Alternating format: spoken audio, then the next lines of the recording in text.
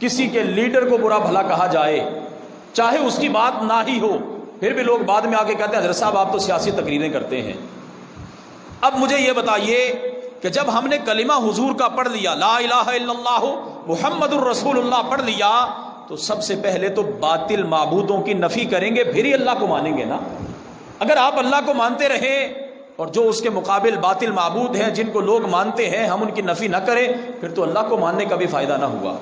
ایک طرف تو آپ حضور محمد عربی صلی اللہ علیہ وسلم کا کلمہ پڑھتے ہیں اور پھر آپ ان کے دشمنوں کی حمایت بھی کرتے ہیں، ایسا تو نہیں ہوتا، یہ تو منافقت ہے سیدھی سیدھی،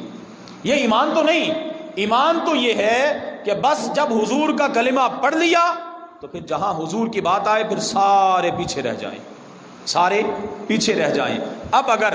ہم نے خود اپنے دلوں میں حضور کی محبت کو بسایا ہوتا، ہم نے خود اگر اپنی اولاد کو حضور کی محبت سکھائی ہوتی، تو پھر ایسا نہیں ہونا تھا کہ فرانس والے دوبارہ پھر اعلان کرتے کہ ہم نے معاذ اللہ ثم معاذ اللہ محمد عربی صلی اللہ علیہ وسلم کے خاکے شائع کرنے ہیں۔ اور پھر منافقت یہ دیکھیے، ہمارے لوگ، ہمارے اپنے لوگ کلمہ طیبہ پڑھنے والے حضرات، حضور سے محبت کے دعوے دار، وہ یہ کہتے نہیں جی نہیں، امن کی باتیں کریں۔ اب آپ مجھے ایمانداری سے یہ بتائیں کہ اگر آپ کے باپ کو کوئی بندہ برا بھلا کہے تو آپ اس وقت امن کو بھول جائیں،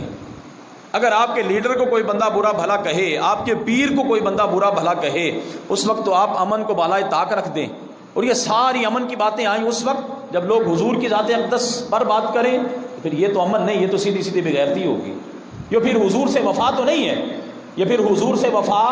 کل قیامت کے دن اگر حضور نے ہم سے پوچھ لیا کہ تمہارے ہوتے ہوئے میرے خاکے بنتے رہے، تمہارے ہوتے ہوئے میری توہین ہوتی رہی، تمہارے ہوتے ہوئے لوگ میری ناموس پر حملہ کرتے رہے، تمہارے ہوتے ہوئے لوگ میرے صحابہ کو ممبروں پر بیٹھ کر سرعام گالیاں نکالتے رہے، تم کیا کرتے رہے، تو پھر بتائیے ہمارے پاس کیا جواب ہوگا؟ ہم اس جواب کو آج ہی تیار کرنے کے لیے اللہ کے حضور بھی یہ درخواست کرتے ہیں اور ارباب اقتدار کو بھی یہ کہتے ہیں کہ خدا را اس انداز میں سوچئے کہ آج آپ اپنی زبان میں انہیں پیغام دے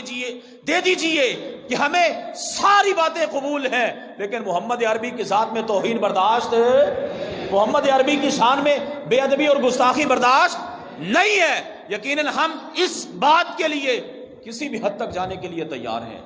اور پھر امام مالک سے پوچھا گیا تھا، حضور بتائیے کہ اگر کسی قوم میں حضور کی بے ادبی اور گستاخی ہو جائے تو پھر امت پر کیا لازم رہتا ہے؟ تو ہم نے فرمایا اولاً تو جواب دے، اور اگر نہیں تو پھر ما بقاء الامت بعد شتم نبیھا، بحیثیت امت نبی کی گستاخی ہو جانے کے بعد امت کو زندہ رہنے کا حق ہی کوئی نہیں ہے۔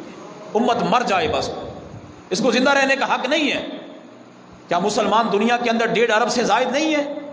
کیا 57 اسلامی ممالک پوری دنیا کے اندر اپنا وجود نہیں رکھتے؟ بڑے بڑے حضرات جب ان کی اپنی ذات پر بات آتی ہے تو ہر طرح کا سفارتی اور طرح طرح کے طریقے اختیار کر لیتے ہیں، لیکن جب محمد عربی کی ذات کی بات آتی ہے تو پھر سارے گونگے اور شیطان بن کے بیٹھ جاتے ہیں۔ لہٰذا ہم آج یہاں پر اس مسجد میں بیٹھ کر ارباب اقتدار سے یہ گزارش کرتے ہیں اور بھرپور انداز میں یہ مطالبہ کرتے ہیں کہ فرانس والوں کو سفارتی ذرائع کے ذریعے سمجھایا جائے،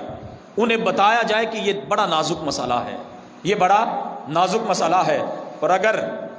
سفارتی زبان وہ نہ سمجھیں تو پھر اس کے لیے ہم یہ مطالبہ کرتے ہیں۔ اس کے بعد دوسرا آپشن یہ ہو کہ پھر جو کچھ کیا جائے وہ کیا جائے، لیکن حضور کی ذات پر کوئی حرف نہ آئے۔